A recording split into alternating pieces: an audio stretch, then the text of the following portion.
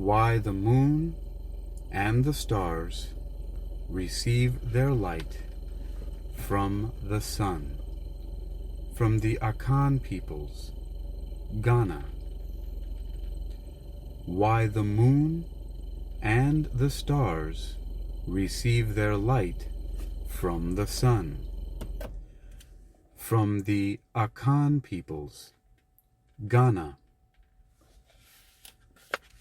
You're listening to World Reading Club, presented by Hakeem Ali Bocas Alexander on Spreaker, Social Podcasting, and Wisdom, Social Audio Inc., presented for World Reading Club in association with Uniquilibrium. This edition's reading focus comes to us from West African Folk Tales, General Editor Jake Jackson. Myths, legends, folk tales, and stories from around the world.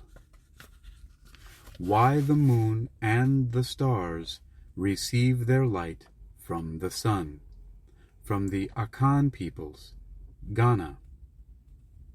Why the moon and the stars receive their light from the sun. From the Akan peoples, Ghana.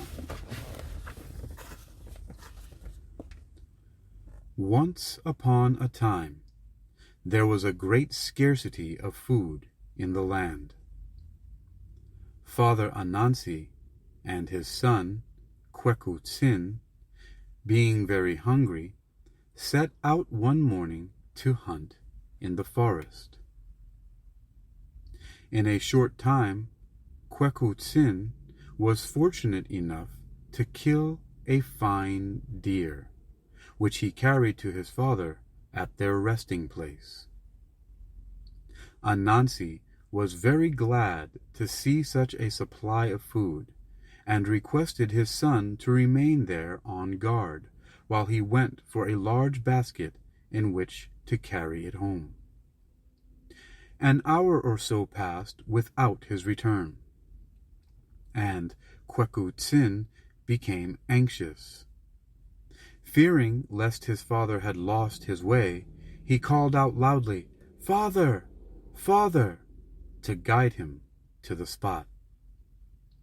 To his joy, he heard a voice reply, "Yes, my son," and immediately he shouted again, thinking it was Anansi. Instead of the latter, however, a terrible dragon appeared. This monster breathed fire from his great nostrils, and was altogether a dreadful sight to behold. Kwekutsin was terrified at his approach, and speedily hid himself in a cave nearby. The dragon arrived at the resting place, and was much annoyed to find only the deer's body. He vented his anger in blows upon the latter and went away. Soon after, Father Anansi made his appearance. He was greatly interested in his son's tale, and wished to see the dragon for himself. He soon had his desire, for the monster, smelling human flesh, hastily returned to the spot and seized them both.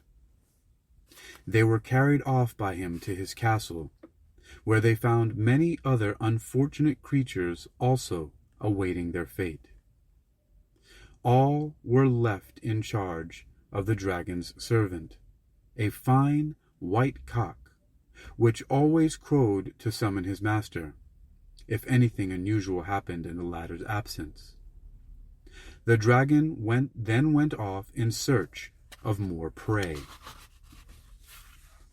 Kwekutsin now summoned all his fellow prisoners together to arrange a way of escape. All feared to run away because of the wonderful powers of the monster. His eyesight was so keen that he could detect a fly moving miles away. Not only that, but he could move over the ground so swiftly that none could outdistance him. Kwekutsin, however, being exceedingly clever, soon thought of a plan. Knowing that the white cock would not crow as long as he has grains of rice to pick up, Kweku scattered on the ground the contents of 40 bags of grain which were stored in the great hall. While the cock was thus busily engaged, Kwekutsin ordered the spinners to spin fine hempen ropes to make a strong rope ladder.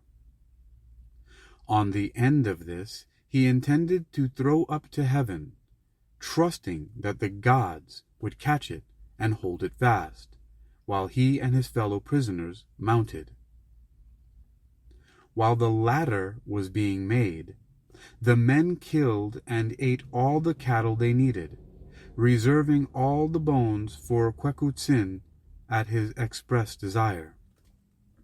When all was ready, the young man gathered the bones into a great sack. He also procured the dragon's fiddle and placed it by his side. Everything was now ready. Kwekutsin threw one end of the ladder up to the sky. It was caught and held. The dragon's victims began to mount, one after the other, Kweku remaining at the bottom. By this time, however, the monster's powerful eyesight showed him that something unusual was happening at his abode. He hastened his return. On seeing his approach, Kwekutsin also mounted the ladder, with the bag of bones on his back and the fiddle under his arm. The dragon began to climb after him.